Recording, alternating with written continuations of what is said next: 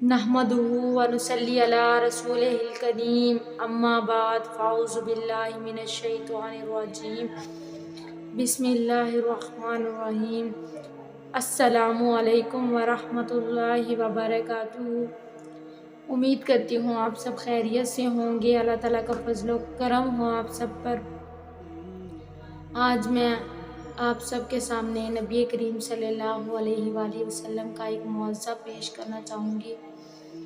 ایک مرتبہ نبی کریم صلی اللہ علیہ وآلہ وسلم کہیں پر تشریف لے جا رہے تھے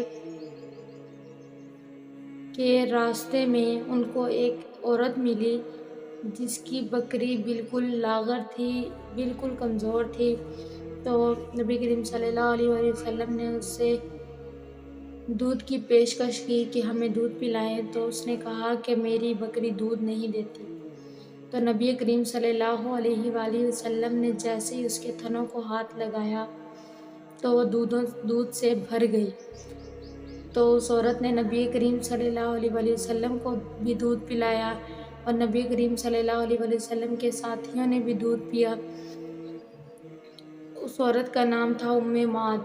تو جب آپ صلی اللہ علیہ وآلہ وسلم تشریف لے گئے تو رات کو جب اس کا خاوند آیا تو وہ کہنے لگا آج گھر میں عجیب سی روشنی ہے۔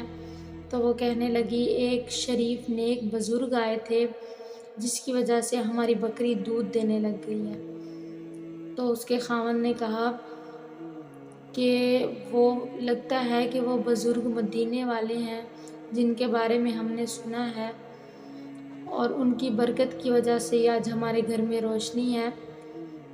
تو ان دونوں نے اسلام قبول کر لیا اور نبی کریم صلی اللہ علیہ وآلہ وسلم کی طرف مدینہ میں چلے گئے اور وہیں ہجرت کر لی اور پھر اسلام قبول کر لیا۔ تو اس چھوٹے سے معجزے کی وجہ سے معد اور ان کے خاوند نے اسلام قبول کر لیا، اور ہمارے سامنے تو نبی کریم صلی اللہ علیہ وآلہ وسلم کی پوری زندگی ہے، پوری زندگی معجزوں سے بھری پڑی ہے، پوری سیرت طیبہ ہے۔ تو ہم کیوں نہیں سچے دل سے اسلام قبول کر سکتے؟ ہمارے پاس تو ان کی بہترین نشانی قرآن مجید موجود ہے، لہٰذا قرآن پاک کو پڑھیں، سمجھیں۔